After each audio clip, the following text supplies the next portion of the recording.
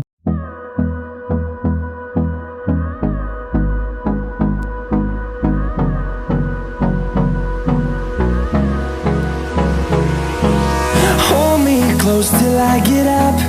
Time is barely on our side. I don't wanna waste what's left.